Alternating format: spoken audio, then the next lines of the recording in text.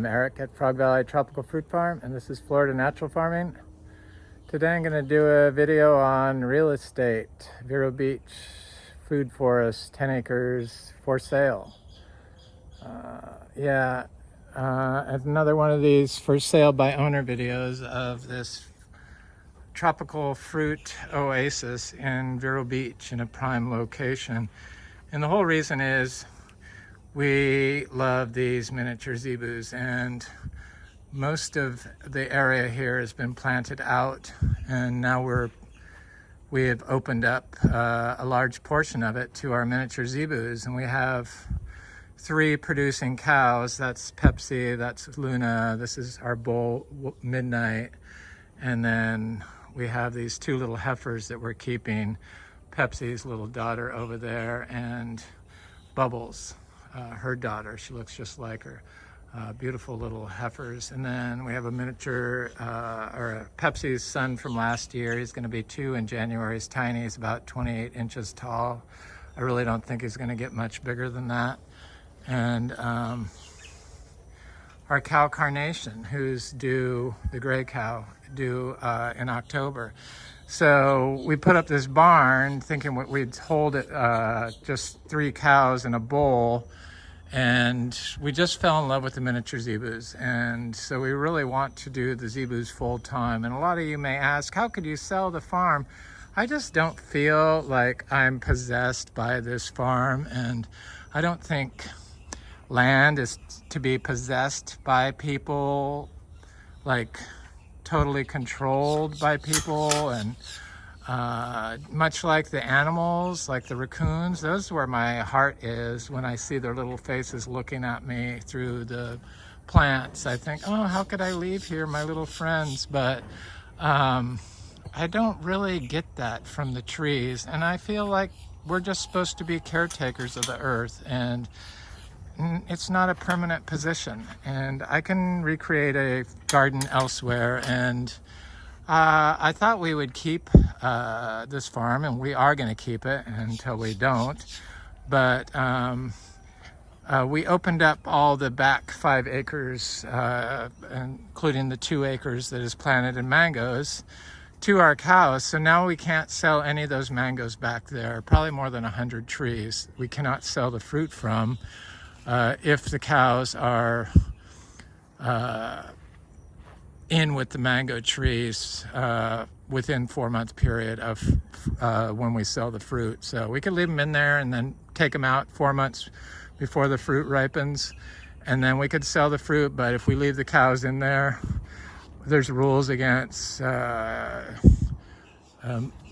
fresh manure and applying fresh manure, and when you can sell to the public. And so we've tried to follow those rules. Technically, we're not applying it, and we all know that perennial fruit trees cannot uptake E. coli, which is what they're afraid of, and they're holistically grown. So we just need more space. Carnation's going to have a baby, so that means if she has a girl, we'll end up keeping her. So then we'll have 6 cows and 3 bulls, because I'm buying another bull calf. So I have been on the hunt for a property. I'm going to walk through and look at everything around here as much as I can. So we got a little shade house that could be converted to another barn.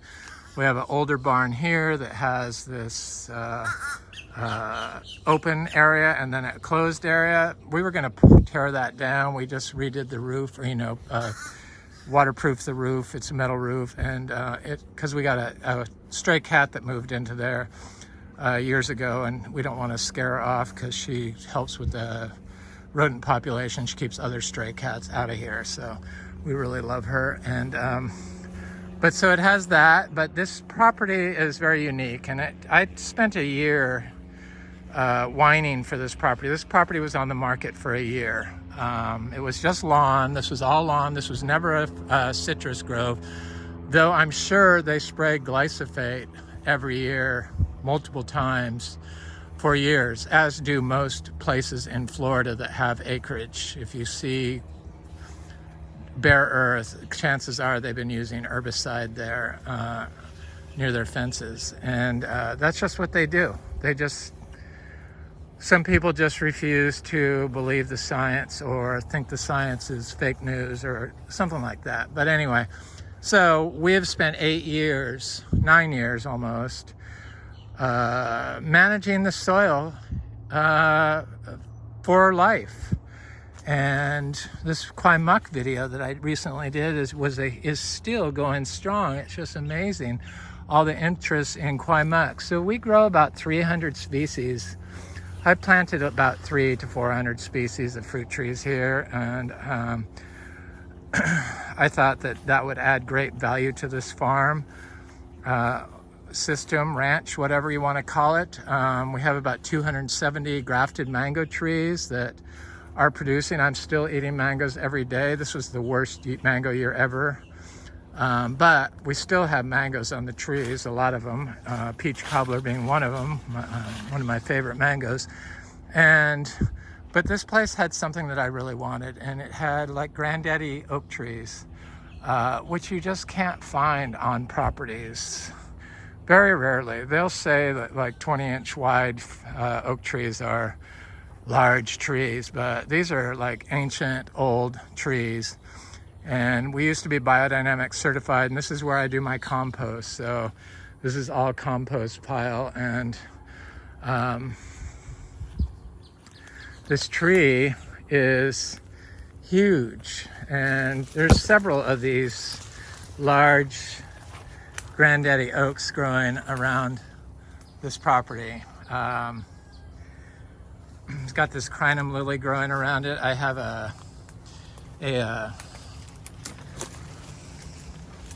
try to walk through here.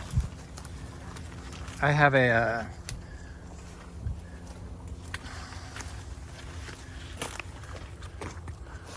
vanilla orchid growing up this tree. Everything's grown naturally. So the property next door is for sale. This lot is 4 acres. There isn't a house on it. There isn't even a septic on it. He drives all over it. If you look at the aerial, it's 6370 12th Street in Vero Beach.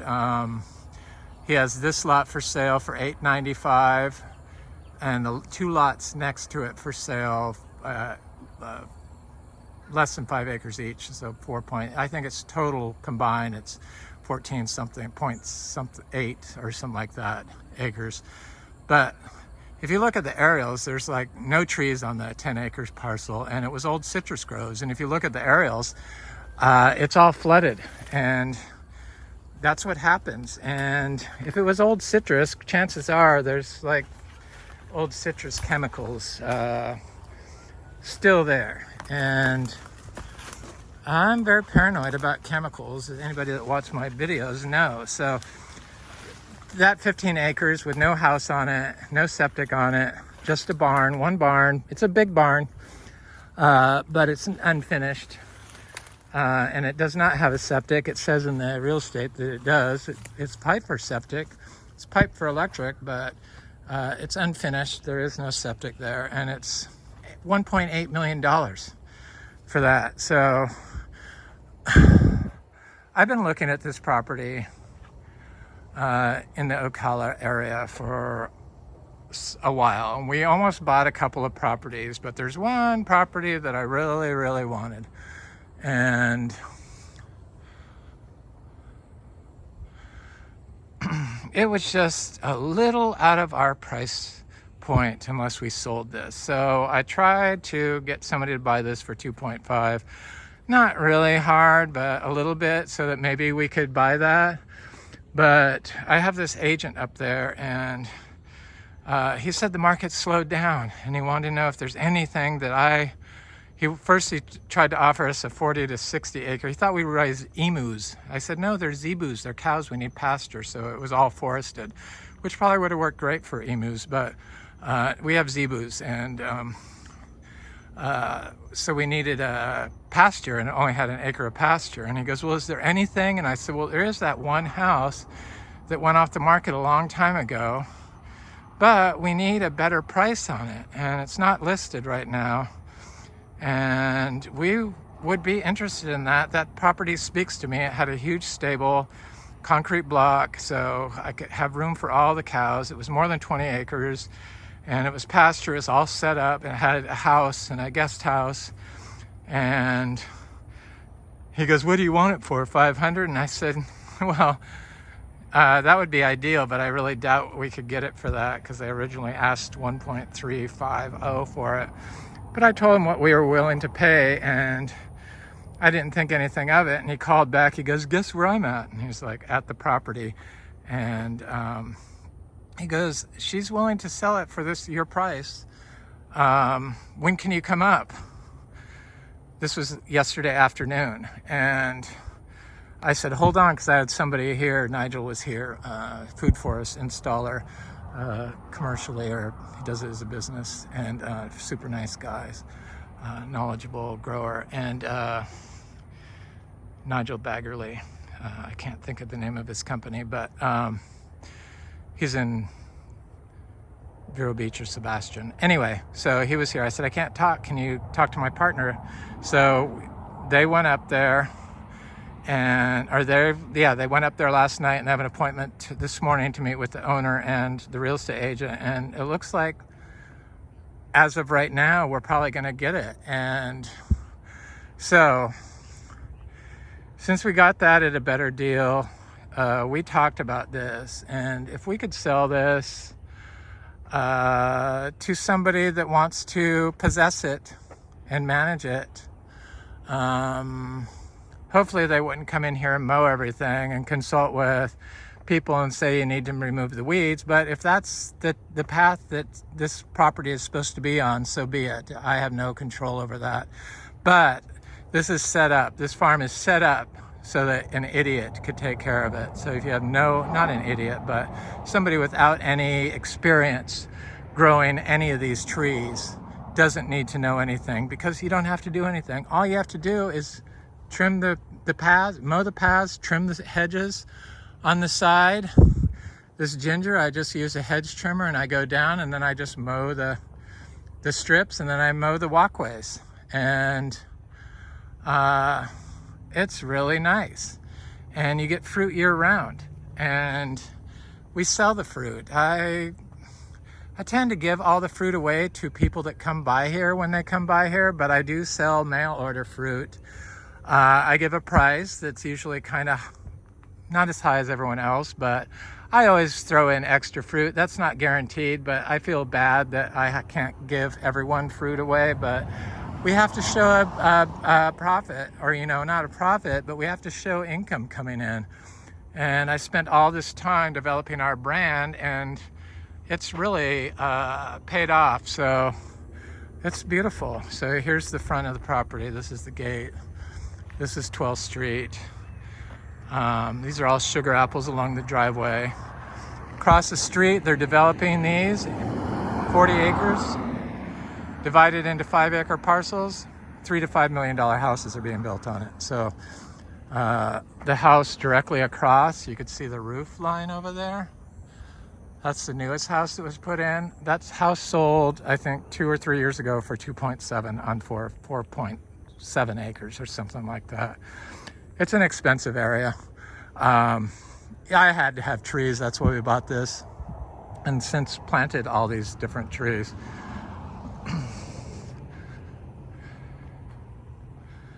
So Nigel said, "Oh, those chewy sugar apples are incredible. They're like so much better than the other ones." And I said, "I know." I said, when people say they have sugar apples, I say, "What kind?" And they're like, "I don't know." And or they say green. I said, "Oh," I'm thinking, well, you've never tasted a chewy sugar apple, because there's no comparison. They're just like so delicious. And we got a lot of them, and probably 100 trees, I would guess. I don't know. I don't mark any of our trees, so if you're a unknowledgeable tropical fruit person, you'd probably have to spend time on Facebook at the tropical fruit people. I tried to join the food forest Facebook group, but they wouldn't let me join. So I don't go on Facebook. I thought, well, that's kind of bizarre that they wouldn't let me join a group. considering I've heard from a lot of people that they think that this is like the best food forest they've seen. You don't have to worry about mowing, and if you look at the properties next door in the aerial, you'll see that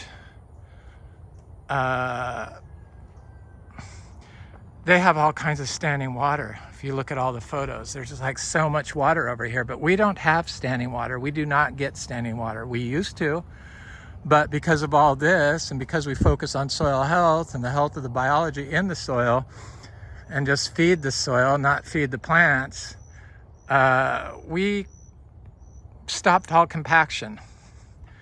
Or, we fixed the compaction, and we don't have standing water. Yes, we have some ditches, people call them swales, that were used to harvest water or drain water into a pond, but they don't even get filled up anymore.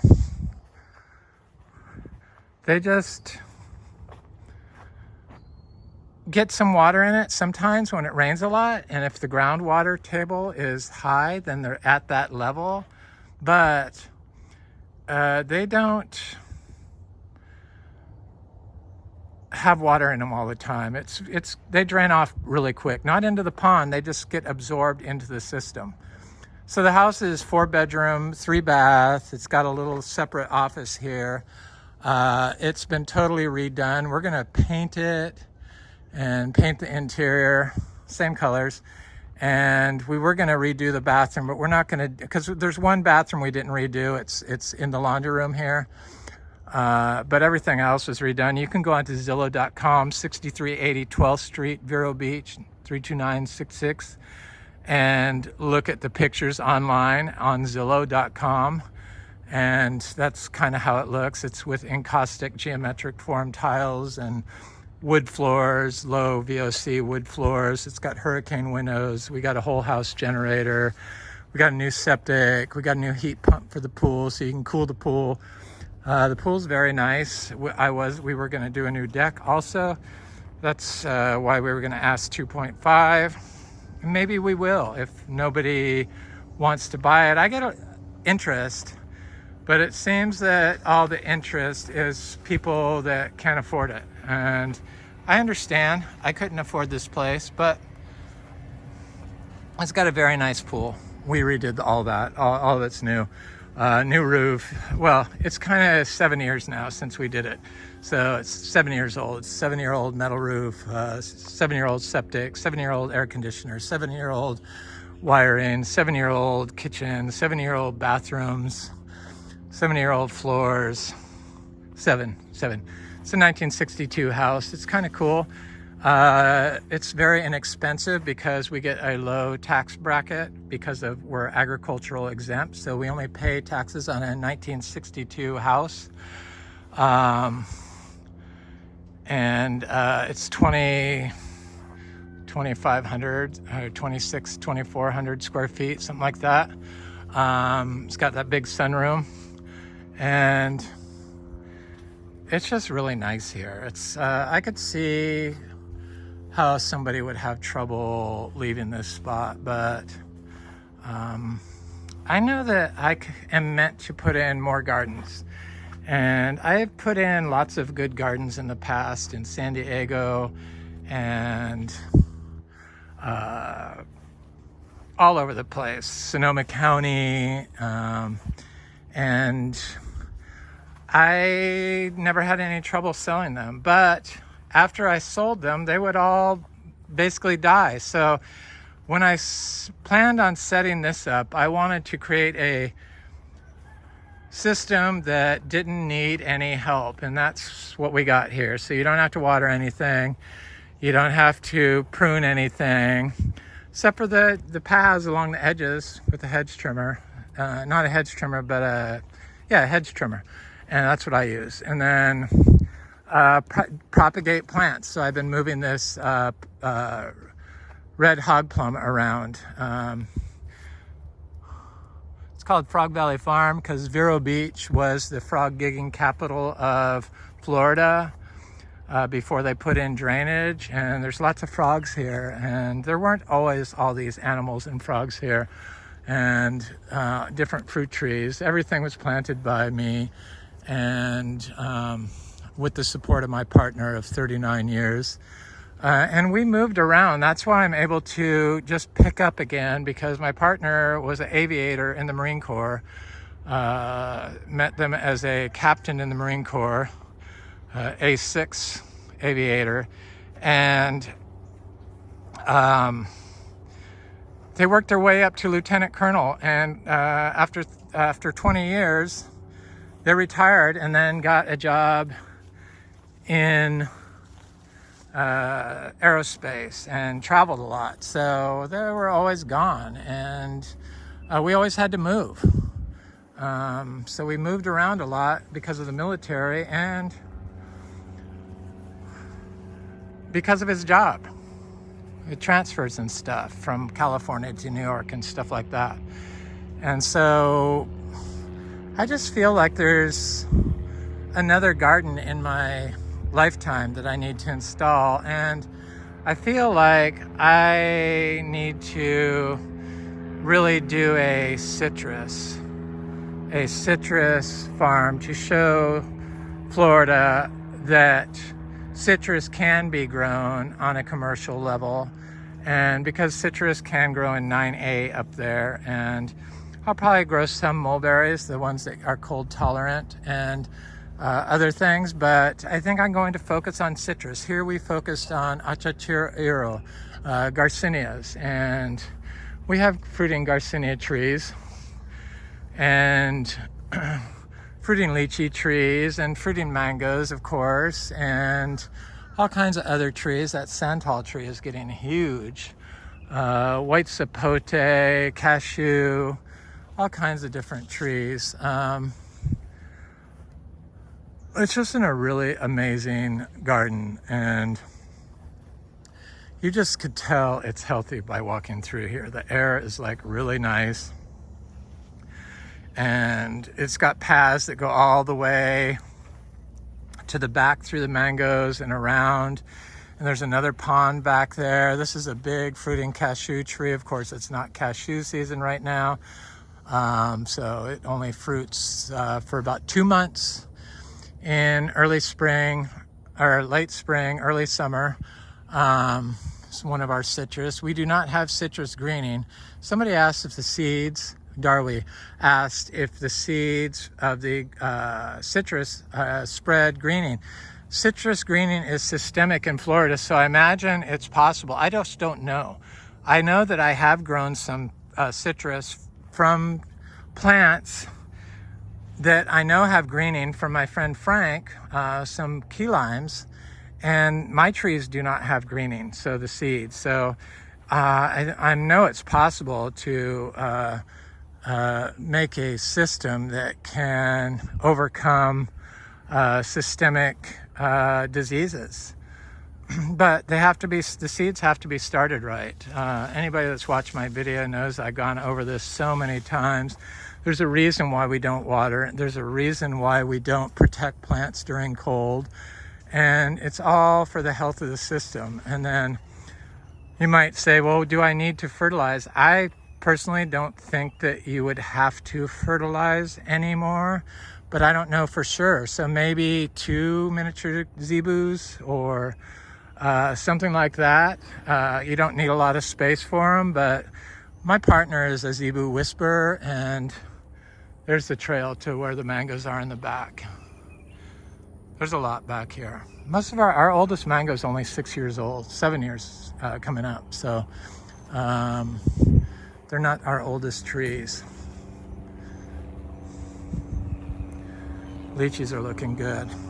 We have never really got a good lychee crop, but the trees are getting bigger and bigger. The birds got them. This year they were affected by drought.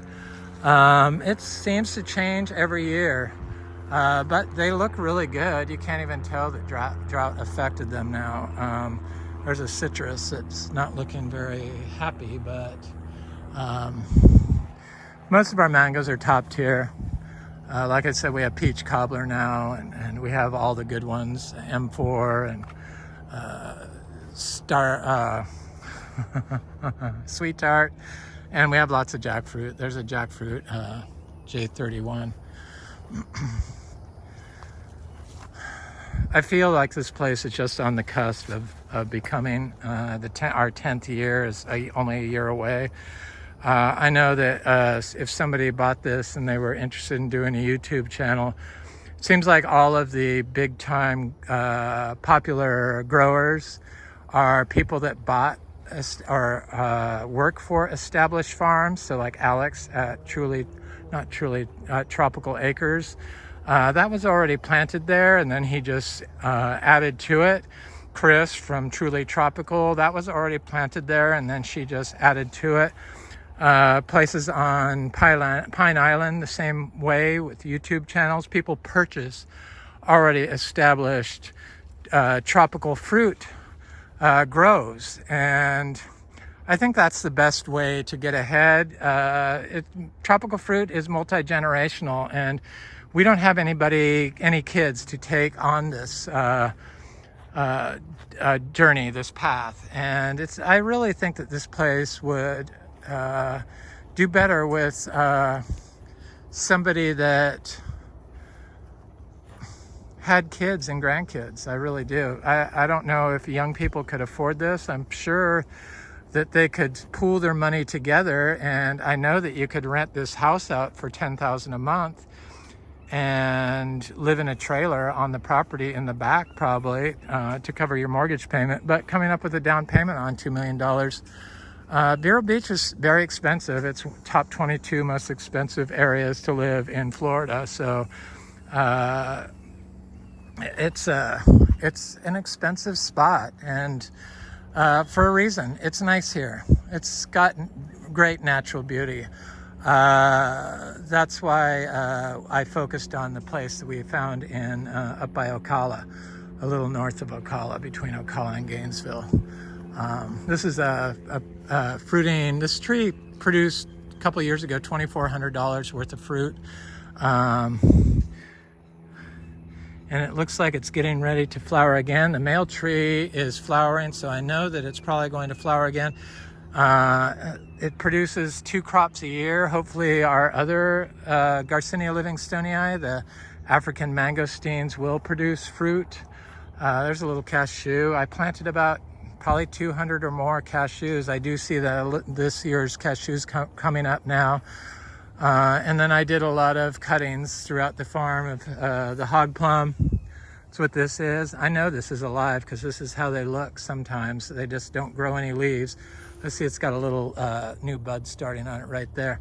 So I've planted them everywhere. And then, of course, we have all kinds of different Garcinias, this being a Luke's Garcinia. We have, at one point, I counted 100 Luke's Garcinias from seed-grown seeds from Luke.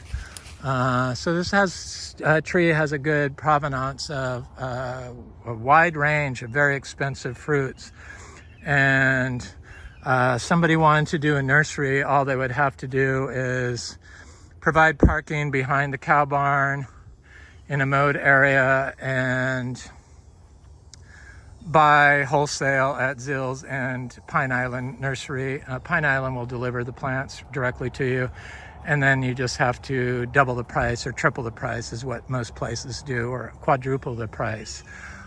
So you could do a pop-up nursery to get instant money. I'm just unwilling to have that microplastic situation here, but I understand people need to make money. I'm just providing ways that people could make money.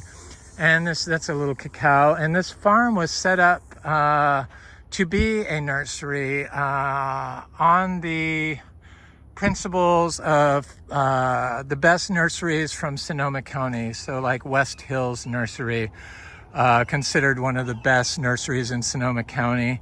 And they have paths much like this with plantings everywhere. And people like to go there and walk through the natural garden system they have in the redwoods with mostly rhododendrons and gunneras. From when I was there, that's what I remember the most about them, and azaleas. And gunneras are those great big giant dinosaur looking large leaf plants that look like they should grow here, but that you can grow them in cooler areas. And that's how it was designed. And then people walk through it, and then they go to this plant sales area, and then they buy plants. But people go there just to walk around, and that's how this place is. I am just not willing to do it because I'd like to solely possess this property, and I know that the creatures really don't like to listen to people walking around. And it's been shown that animals get affected more by people's voices than they do, wild animals, than they do by from car noise. So there's another one of those huge trees, and then there's huge trees here. So we do have fruiting cacao trees. I think we have about 100 cacao. You cannot hold me to the irons on the exact number of plants because that is a dynamic situation, and one may die and one may thrive. So it just changes. But these are established Trinitoro dry farm cacao, and then there's little yellow. Most of them have been recently planted, but we have one fruiting seed-grown cacao, dry farmed, that we have. There's a little cacao here that I planted last year. It's trying to look good. Here's one that looks a little bit better. Seed-grown. That was from my friend Tim. I've had some people like Tim want to manage the farm aspect to it. We could do that. He would be somebody I trust to manage the non-house aspect of it and sell the fruit because somebody could make a lot of money. I mean, you really could make a lot of money by selling plants and fruit here, and you could do it from day one. Pretty much just by having a pop-up nursery, and there's always fruit here year-round. Always.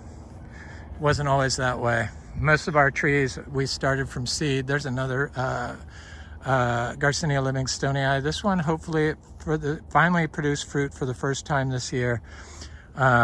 Big crop. So here's a little sapodilla that was from my friend Joe. So I have a lot of memories of all these plants that were gifts or trades from people that come by here, because that's what I do when I say give people fruit.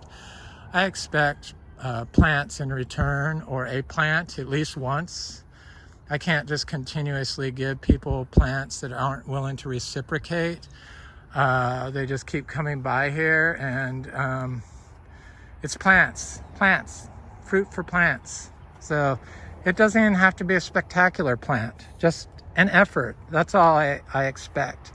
Most people, 99.9% of the people, go above and beyond. Here's another Luke's Garcinia. But the Garcinia livingstonii, I know that there's at least 200 seedlings growing. A lot of them I planted in the back because I was just planting seeds amongst the mangoes back there where the cows are now roaming, which is another reason why I get nervous about having the cows running in the mango area on the back 5 acres. Because I know that they did eat one of my cashew trees, a little cashew tree, and I don't want that. And I have seen lots of, here's a male Garcinia livingstonii, there's a female Garcinia livingstonii. And a lot of people think that they could just do this themselves. Well, if it was that easy, there would have been a lot more food for us in Florida than there are now, because I know that I'm not the first person to start growing these tropical fruit trees here. But I do know that we are one of the only sources that I know of that have producing MB trees, producing achachiro trees, producing 8 different types of rare Garcinia trees, and have our own variety of Garcinia that was developed here at Frog Valley Tropical Fruit Farm, a sweet lemon drop mangosteen. And then we grow about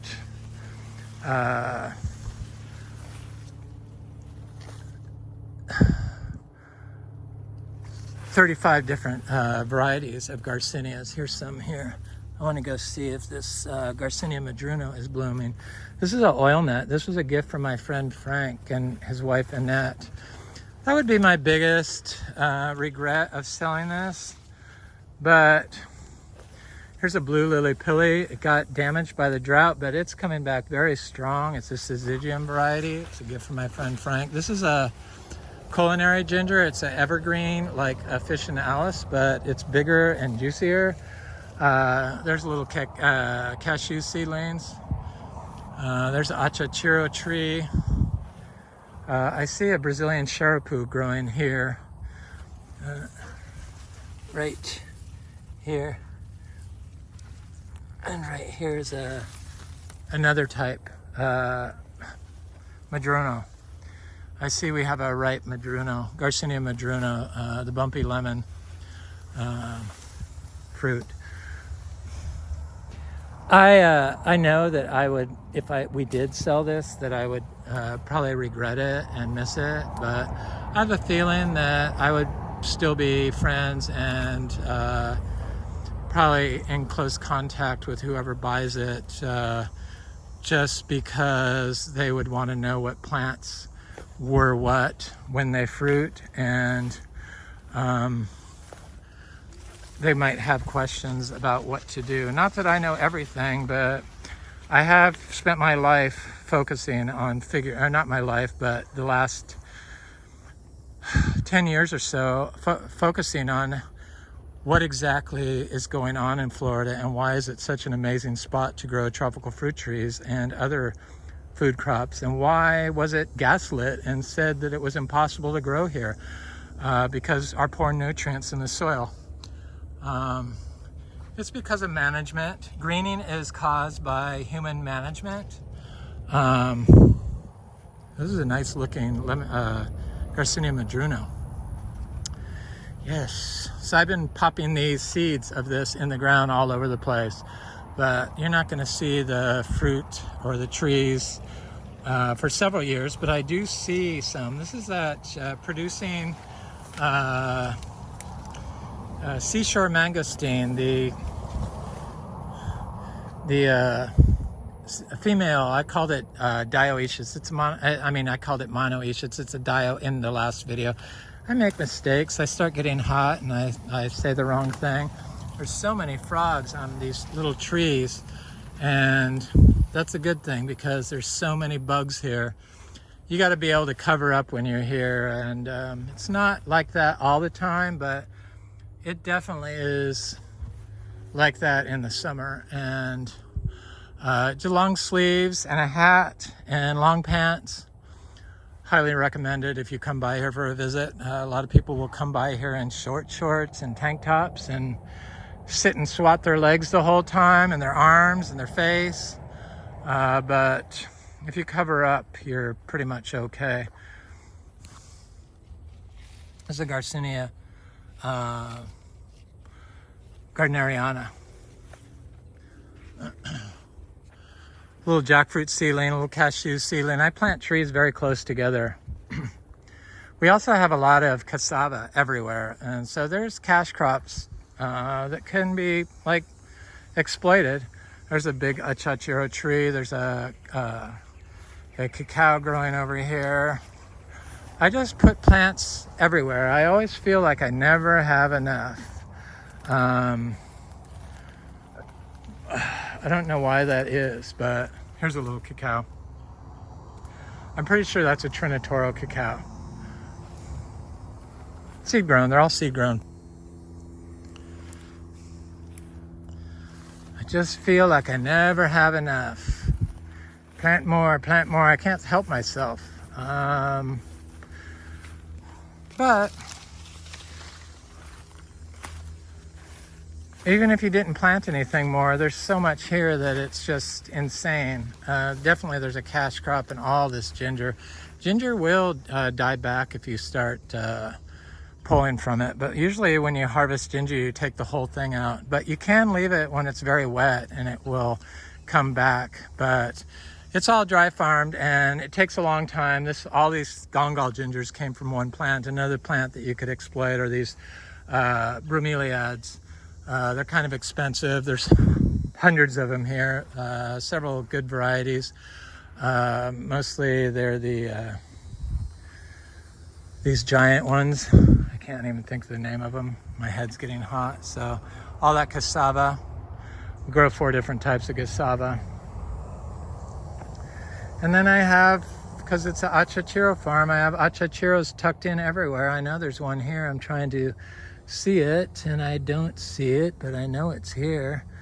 I'm not even gonna try to look any longer because I always see it. I gotta look. There it is. Seed grown. Seed grown. There's an achachiro there.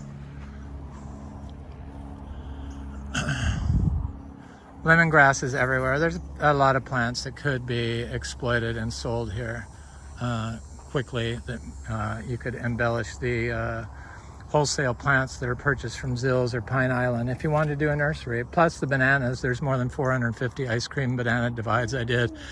So I think I figured out how many pups, if you took one off a year, it was like $20,000 worth of bananas just from 1 or 2 pups that you pull off. They definitely generate more than 2 pups a year, these big clumps of bananas. So just in bananas, you could probably make $20,000 easily. Here's a African bean, locust bean. It's supposed to be a really good fruit. You know, we grow about 15 different types of citrus. There's a little key lime. This is that key lime from my friend Frank that came from seed that was a tree that had greening. So I don't see any greening on this tree at all. I see a little leaf miner damage, but leaf miner can be fixed by applying a pile of compost next to this tree. There's another achachiro tree. They're just everywhere. There's that sweet lemon drop mangosteen of ours. I feel like there's just not enough stuff in here, so I've been putting achachiro seeds in there because I try to put our seeds, replant them, and when people don't come by here, I'm able to do that. There's an Acre tree from my friend Frank and Annette, and there's an achachiro tree there, a little bit bigger.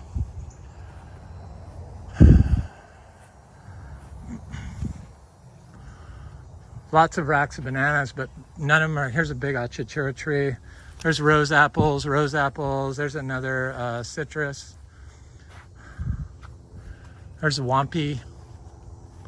There's just all kinds of interesting fruits here, and the citrus, the seed-grown citrus, have finally started producing. It takes about 4 years from seed, dry farmed. You don't need to water citrus. Watering citrus in Florida is probably part of the problem why you have systemic greening in citrus, because when they water, it's usually in combination with salt-based fertilizers, which you have to water with, and they just use so much water, and probably the water is polluted, and it's definitely the wrong pH, so it weakens when it's used in combination with the fertilizers, the plant's immune response, immune system. So here's a little cacao. There's Trinitoro, Garcineas, or not Trinitoro lindero. Trinitoro is a cacao. Here's our fruiting cacao tree. Look at all these puffball fungi growing in this. Had my friend come by to get more mushrooms yesterday. People come here to harvest mushrooms now. There's a little Plenia edulis, and then we have a big, huge patch of Monstera. There's fruit on it. And then I have all these rare aroids that are growing naturally in the ground. There's a little cacao. There's a round leaf cacao. This is from my friend Dan. There's a little langsat tree. We have a meringue tree right here in the middle of these plants that was seed grown that grew through the winter. And then we have jaguar cacao, the white cacao that's for the fruit right there. I got a couple of those. There's a Monstera esqueleto, really cool plant that get huge leaves eventually, and gloriosum, and then like anthuriums and different stuff that I'm trying to spread around, and durian actually, and then a tree that I'm so excited about, and they aren't very old. Well, this is a Pulasan tree, seed grown, that grew through the winter last year. This is a cacao. There's all kinds of stuff in here. Are these, look at how beautiful this is. These are the Garcinia latissima. red fruited variety, big giant, $50 each for the seeds. I got them growing with Inga Fuiliais. That's how I started them in our compost. I start everything in our compost we make here.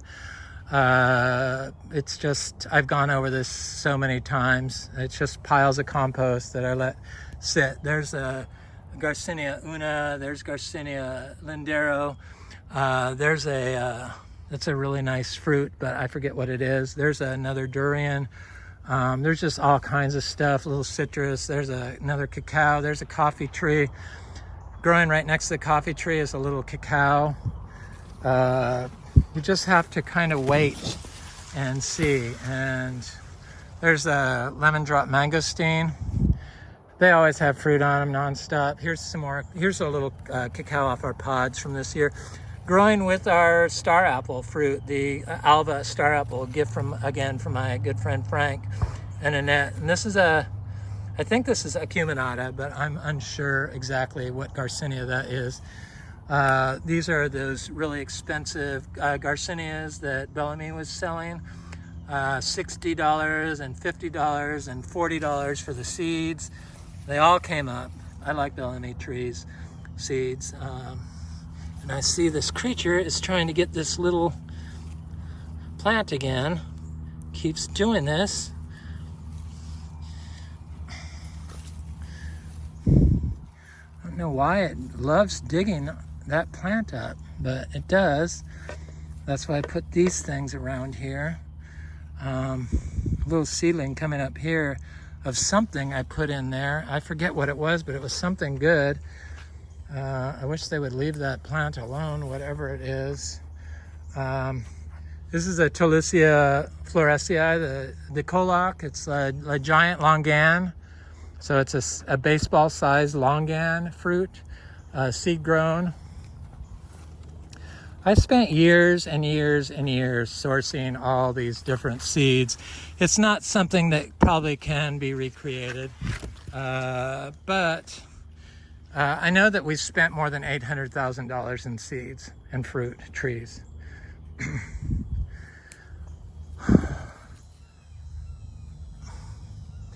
This is a Cariaceae, Annona Cariaceae. My friend, no, this is a Tolicia. This is a Tolicia melicoccus, sorry.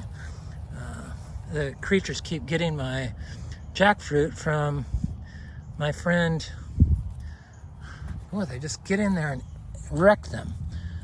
Just the freaking creatures. They got all my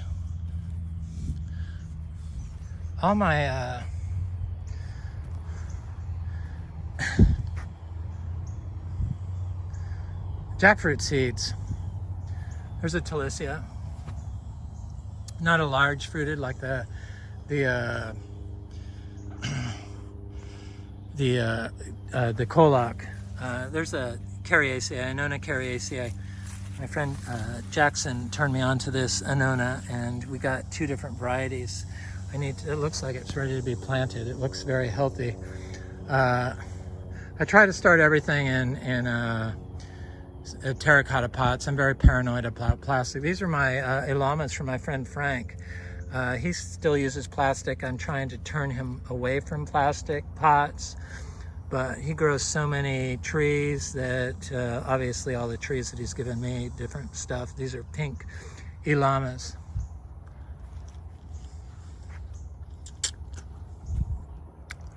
And then we have all these rare aroids. Of course, you could sell all the variegated varieties of aroids very easily with domesticum or cuttings from them. This is citrus, looks very healthy. I expect this citrus to fruit this year. I believe this is a blood orange, but I'm not positive. Looks very good.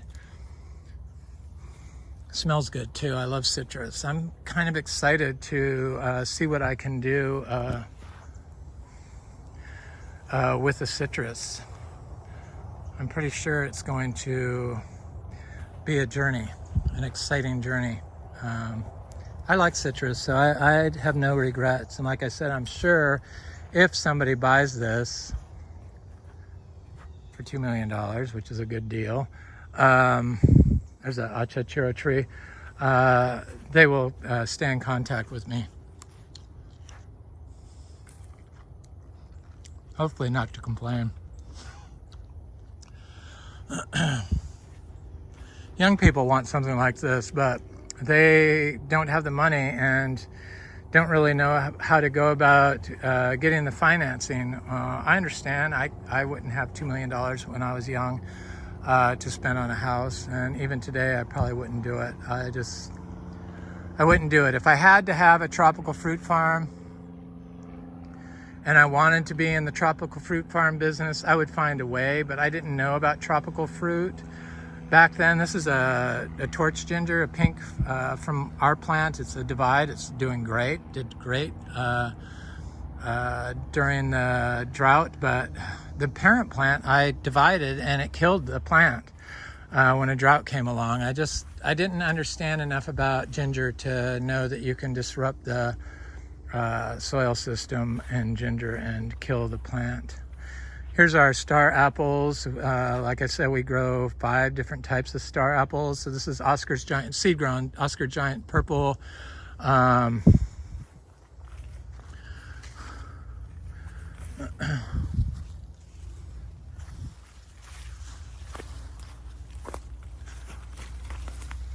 Here's the Oscar's Giant Purple. We grow DPI Gold and Vero Beach and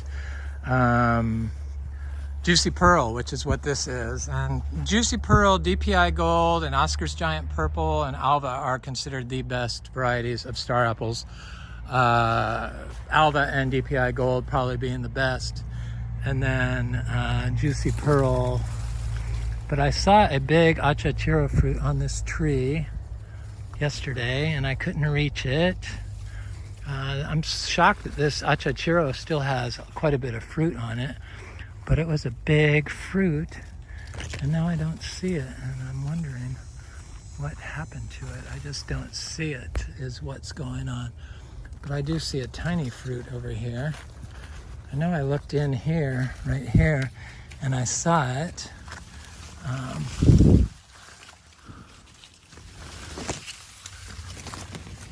There's a good sized fruit. This is a little tiny fruit. This is like not indicative of a quality achachiro. Garcineas have a huge range of sizes in every tree that we've grown. It's been that way. And they could have big fruit, little fruit, even the madruno. Usually the madruno later fruit is smaller than this. But I imagine in the future,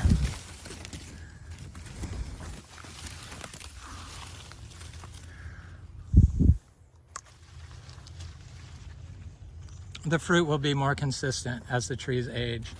And we're on the cusp of having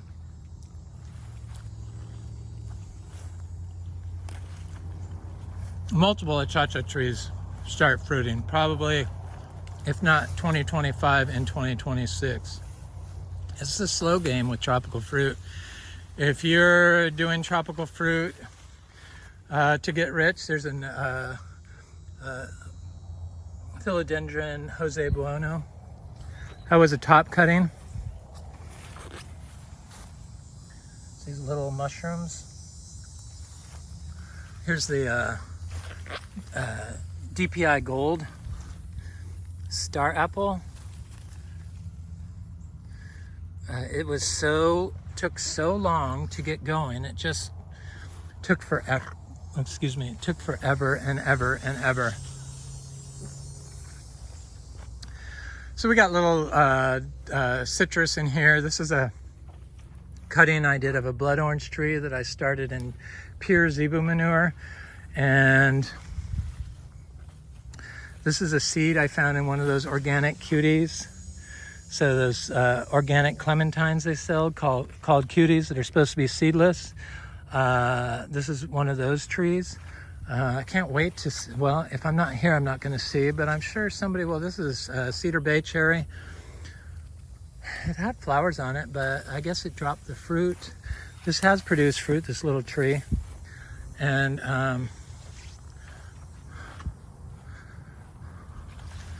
just nice plants. Here's a citrus right here. They look good. They grow right through these weeds. There's lots of achacha arrow in here. There's one there, but there's little ones throughout here. And there's a, looks like Garcinia intermedia. I was wondering where my wagon of manure was. I forgot to dump it yesterday. This is what we apply daily from our barn. Coastal Bermuda hay, mixed with urine, mixed with some zebu manure. So in here, there's lots of stuff. There's Luke's Garcinias, there's cacao, there's Garcinia madrunos, there's cashews, there's Garcinia lindero, Garcinia madruno. Lots and lots and lots of stuff. I don't know how many hundreds of Garcinias we have growing here, but it's probably close to 1,000 would be my guess. It would have to be. I've just planted so many intermedia seeds and Braziliensis seeds and Madruno seeds and Achachiro seeds, and they're coming up. And there's little trees throughout the system. That's why it's very important you don't walk through stuff. If you bought this, like here's a little Acre tree. This was a tiny little tree. And then you don't water anything when you plant it here. You direct sow seeds, or you put the plant directly in the soil and you walk away. And that creates a very strong immune system in your plant. And if they're started in some shade, they get our even better immune system. Then we have little mango seedlings everywhere that I've planted. And guanabana, we have quite a few guanabana seed-grown trees. This actually is from the nursery from Lara Farms. It's called Miami. It fruited for the first time this year. This is a peach cobbler tree. Peach cobbler produces well for us. It has ever since it was a small 3-gallon, produced the first year, I believe. There's the Ingus spectabilis. This is a polyteria. I do collect lots of polyterias. They're all over the place now. I think probably we have 30. A polyteria is like abiu and egg fruit and rasapote type fruits. These are like spinach, and then like lots of sweet potatoes. This is a orange sherbet mango. There's a cashew growing there. Here's a citrus, there's a citrus. These are our own Miko lemons that we grew here. You can't sell citrus fruit, but you can sell the seeds. You can sell it if you send it to the packing house and have it sprayed, but that's not who we are. But you can eat the citrus for sure. They haven't all fruited yet, but the Miko lemons have. We're on our 2nd generation of our own personal lemon. There's achachiro there. There's, of course, bananas everywhere. There's mango. This is a buttercream mango, one of my favorites. Here's our Miko lemons. They look good. The birds did not get them this year.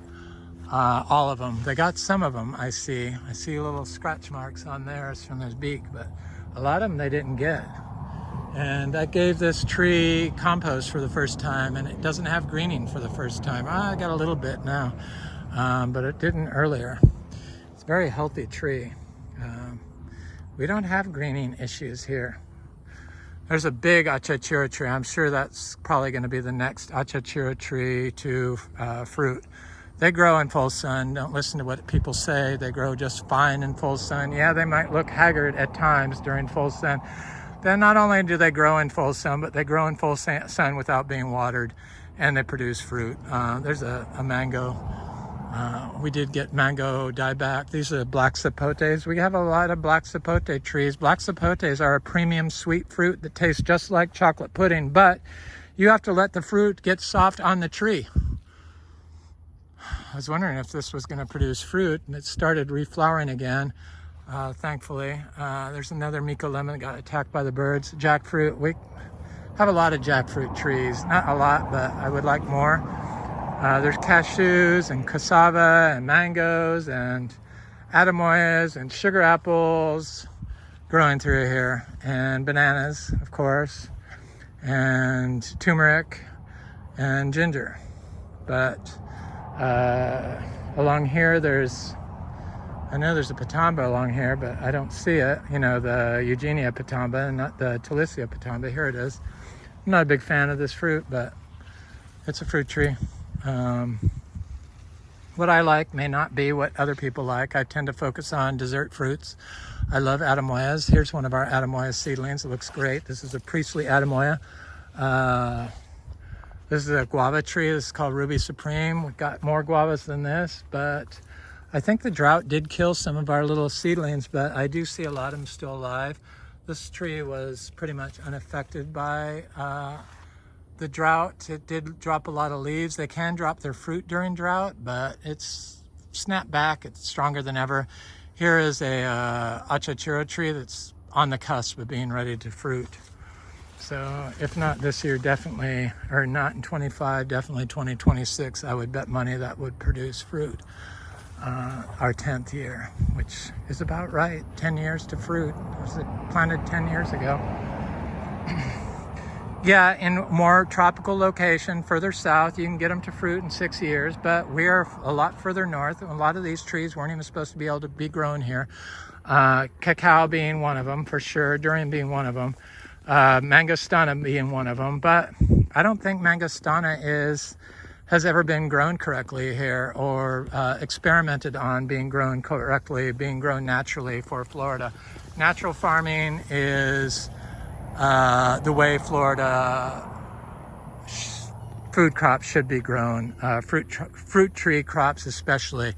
You don't have any of the nutrient pollution, yeah, but you don't have any of the nutrient deficiency problems that you have when you manage on an industrial level, because all of this is the nutrients. If you don't have this, you don't have the nutrients. You have an acidic, sandy soil that's compacted. So that's why we do this. There is a reason for it. It's science-backed, and I went to school online to learn about soils, and that's when I discovered about this. And Florida is different than other areas because we're basically a sandbar that has a lot of water and severe weather. So if you don't let the tree have a natural expression of its genes, if its phenotype is hindered by human intervention, meaning poor management of soils, then it's not going to have the immune system to combat abiotic stress or anthropogenic pollutants like forever chemicals and pH in water that you're applying and stuff like that. But Florida is called Florida for a reason, because pretty much anything can grow here if you tap into Florida's amazing natural system. This is proof.